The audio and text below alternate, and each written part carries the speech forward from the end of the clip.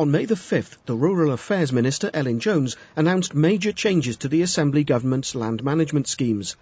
The 5 existing schemes, Tir Mynydd, Tir Gofal, Tir Cynnal, the Organic Farming Scheme and the Better Woodlands for Wales scheme, will be replaced by a new all-encompassing scheme, Glastir.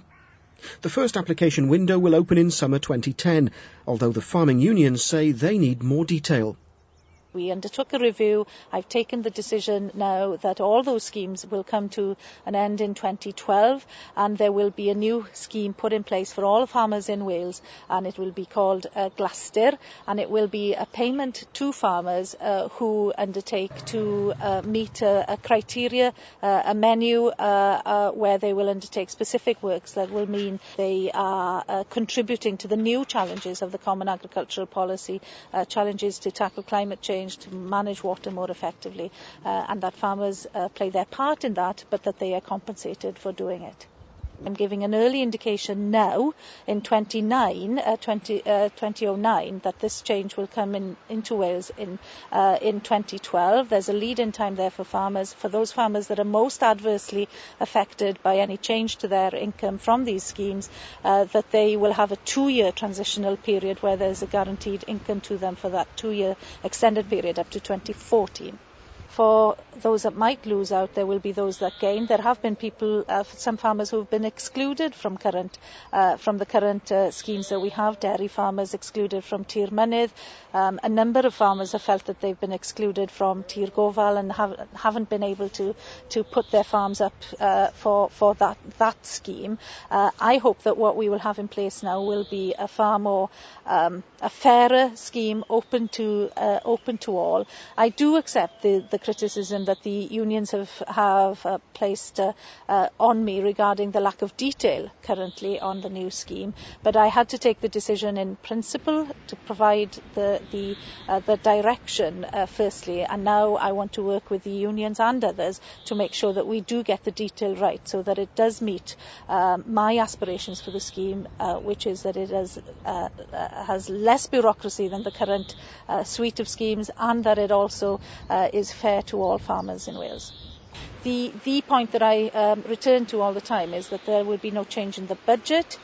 There will be a fair chance for all farmers in Wales to access this scheme. It will be optional. Some may well want to stay completely outside the scheme so that they are able to undertake any activity on their land, and that's their right as commercial farmers to do that. But for those people that want to maintain and access an income stream to meet some of the priorities that society now wants from the land that's managed by farmers, then access to Glastir will provide them in doing that, and will give them the confidence that society and politicians accept that payments to farmers to manage land properly is something that's a priority for society, and I hope that gives farmers some confidence that payment will last into the future.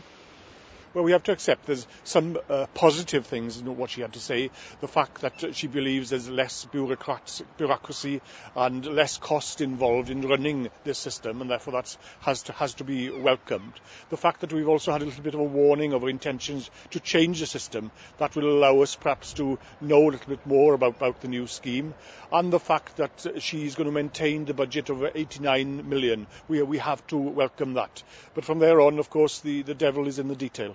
It might be unfair at this point for us to over-criticise until we know what exactly is going to come out. But there is serious concern amongst the industry, or within the industry, about this targeting, because targeting always sets one farmer against one another, and especially if she's going to limit that targeting to certain areas within Wales, we have to remember that these schemes, or this scheme in particular, is financed by taxation on the single farm payment, or you may want to call it modulation, but at the end of the day, most of it is taxation. And I would have liked to see a scheme where farmer, if he is modulated, should have had the opportunity of drawing down that money back to his business for environmental work.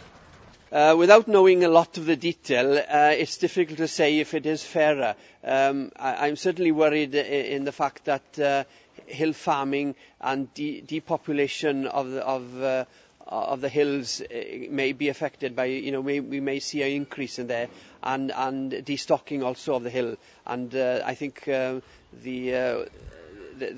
could have a negative effect. The old schemes have been complex, and there's so many different options, like Tir Gofal, Tir Cynnal and organic and so on, and there were so many options, and farmers found it perhaps difficult to decide which way to go. So this will certainly streamline the system, and will hopefully cut down on paperwork as well.